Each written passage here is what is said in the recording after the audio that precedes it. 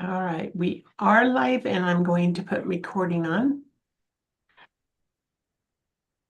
All right, we are live and we are celebrating a beautiful day. My name is Becky Norwood. I'm with Spotlight Publishing House, and it is my honor to introduce you to Heather Coen. Heather is just an amazing human being who is not just talented in one way, in that she's written a book with a beautiful storyline, but she is a beautiful artist, and you can see it in the pages of her book. You hold your book up and show us the pages. Yeah, we have some beautiful, but in full color. We've done this one in black and white, but in full color, you'll be able to see. You'll we will be publishing this in full color in the hardcover, if you really want to capture the essence. But Heather, tell us about this book and what prompted you to bring this book to the world. Well, I had the idea some 30 years ago, and I thought about it and thought about it and wrote it all out. I actually got a pad of paper and wrote the whole thing out. It took like 6 pads. So then my husband, who was alive at that time, went over it, and we both went over it together.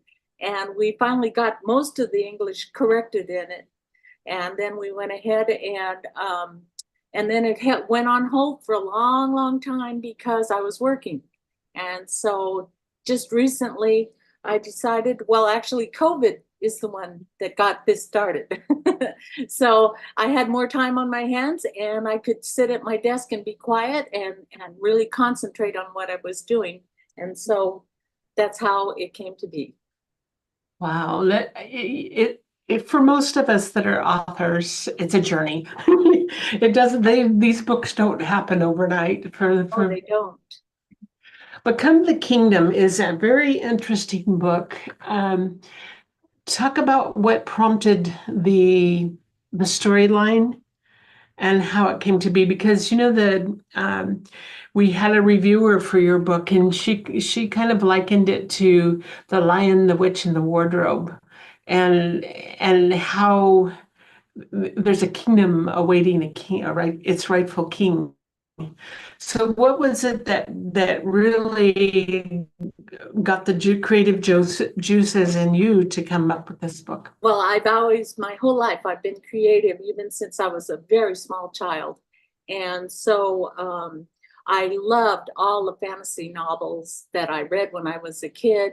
C.S. Lewis was probably the top most one, but there was like 8 or 10 others that I'd followed them and their books and everything like that. And so my mind, I started projecting a different kingdom and a different scenario, but it had a biblical base, and it's about morals as well as the story of how evil tries to block us and tries to make us do things like quit, and I won't quit no more. so so that's part of the reason that I got the storyline that I did, but it's all bits and pieces that all gelled together in my dreams. And I started seeing the whole thing as is described in the book. I can literally see it. So that's how that got started. Well, that is beautiful and it's fascinating. And for the sake of the printing cost in your book, um, we decided to do it in black and white, and the hardcover will be coming out in full color. But Right. what fascinating is even transferring this book into the black and white. We have the map that you created specifically for people to understand the kind of the storyline and follow the storyline of where this kingdom was and the journey that had to be made for this king. His name was Riel. Is that how you pronounce Riel. it? Yeah. Ran Agam is his name. And his father was taken out by a number of very bad people, and they took over the whole government. And so it's the story him trying, and since he's the son of that king, he is trying to learn how to be a king, and also he is going to his people to find out things about them. And so, and the whole time he's being pursued by a number of really mean, vicious people and a dragon on top of it. But he just keeps going. So, And I noticed through the pages of this that he also was tested in many different ways. As far as where would his integrity lie? Where's, there were a lot of temptation that were thrown in his way too. oh yes, just like our lives. There's lots of temptations thrown in our lives, especially today. I think that there's a lot more in the way of temptation for us than there used to be. When I was a child, I could run around outside and do anything I wanted to do, and I came back in when the sun went down in the summer. And you just can't do that anymore. You just can't have somebody outside like that and that kind of thing without keeping an eye on them. So I wanted to project that he is trying to do his best, and he's going to make mistakes. He did make mistakes while he was in the book too. So, well, and that's part of the journey of being a human, isn't it? yes, it is. Yes, it is. And so when somebody picks up your book, Heather, what are you hoping that they will gain from your book? I think that the relationship, my relationship with Christ is paramount in my life. And I'm hoping that some of my readers see that Liam is actually Jesus in the book. And I want them to see that life can be better, although it's tough sometimes. It can be better if you have a component of your life that follows and goes with you everywhere that you go. And that's what I've discovered in my life. And I tried to project that through Riel's life. That's beautiful. I'm giving a presentation later this afternoon, and it's about the testing times, the times that we're tested, and our choices that we make when we're being tested, because we can either just kind of curl up and go the other way, or we can use that time to allow ourselves to grow and to excel and learn and rejoice that we are being tested, because of the fact that without those tests we don't get the refinements that we need. Yes, and persistence and patience. And I'm very short on patience, but I do try. So That's beautiful. So in your the other part of your life, you are a fabulous artist. yes. Let's talk about what you do there, because I know you're always busy creating and doing all kinds of wonderful things. And I've seen the paintings that are in the pictures that are in your book are actual paintings, and the color versions are stunning. And and it will come out in the other version of this book. But what did talk about that part of your life? Okay. Well, I'm sorry. I forgot the question. What was the question? I was listening to you. You're an artist, and oh yeah. Well, when I was a kid, I started out. My grandmother lived across the street. I was 4 years old, but it was a very busy street in Vancouver, British Columbia. And what happened was my grandmother had all kinds of roses in her front yard. They were so beautiful. And so here I am, 4 years old. I come out of my house. I go down the stairs to the sidewalk, cross the busy street, up the stairs to my grandmother's, and I pick every single rose that she has out in there. I brought a bag with me. Back across the street, back up the stairs to my mother's lawn, and I decorated the lawn with the rose bushes, with the roses themselves, the leaves and stuff. And so my mother comes out of the house and she's on the phone to my grandmother, who's saying, "Someone has stolen every rose I have." And so, and she goes, "Was it your daughter, Heather?" My poor mother standing there looking at this decorated lawn. She says, Yes, I'm afraid it was. Because I'm standing there with the bag and all the roses. So, anyways, so that's how I got started. And I've still, all my life, I've been very creative. I do have a lot of fun doing it, but I decided to go into fine arts. And so I did a number of paintings. It took me a while to learn the craft. I actually apprenticed to two master artists for 3 years each, and that was in my 20s.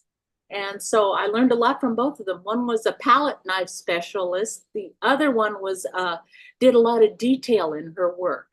And so I applied that to what I'm doing. And that started up about 50 years ago, I'm afraid to say. And so I've been working on it the whole time, but I tend to branch out into different things. So right now, my big thing is ceramics, and I've been working in ceramics, believe it or not, so that I could portray some of the people and some of the things that are in the book. So I've been working on that for the last 4 or 5 months, and I've been going to the Mesa Art Center and doing the ceramics, which is far more integrated and far harder than I ever thought it would be. But I do have a ball. So that's what That's I'm doing. yeah, it sounds like a lot of fun. So this book is an amazing read. It's a fiction story. It's a novel and it's fiction, but it's based on actually a lot of the things that we're seeing in today's world with elections coming up and all the things that are happening. Kind of the same thread, of the testing times of how will you stand, how will you make a difference in our world. And I really appreciated your book because it's a nice breath of fresh air to read something that is more there's a lot of depth to it, but it's also more of a novel instead of a nonfiction, this is the way you do things kind of book. Yeah, yeah. There's a lot of humor in the book too. A lot of the names are very humorous. So the king that's trying to take over the government or did take over the government, his name is Char La Tan. So it's charlatan. So I had a lot of fun naming everybody in the book. So it was fun to write. And then the the bickering that goes on between a couple of the animals in the book is really funny. So yeah. Fascinating.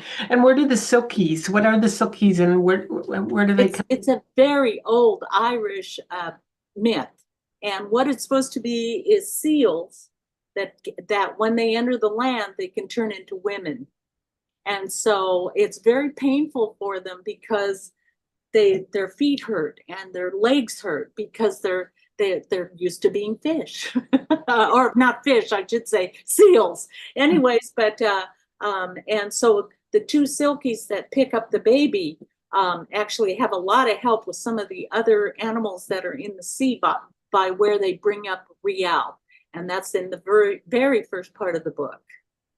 That's beautiful. Well, congratulations to you for bringing a book to the world, sticking with it so that it can get done. If you're listening to this and all the places we have this going live and many of our social medias, there's a link right in the comment box already there, and you can go right there and pick up a copy of this book. And Heather, I want to congratulate you. Your website is called paintthewild.com. Yes. Yes. Yeah. You want to connect with Heather, pick up a copy of her book, first and foremost. It's on Amazon, and the link is in the comment box. Also, check out her website at Paint the Wild because she has a lot of beautiful artwork there. And take time to read this wonderful book. And congratulations to you for something, a big accomplishment. 30 years of work, but I also have written books 2 and 3, which follows him even further into different lands, into the desert people.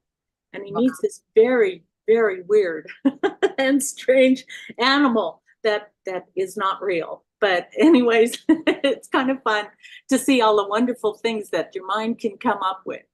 Creativity comes from God.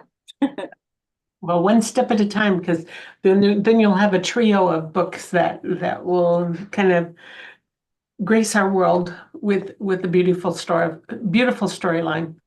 Thank you. Thank you very much. Congratulations to you, and we will see you as you progress along and get these other books accomplished. Okay, thank you very much. Appreciate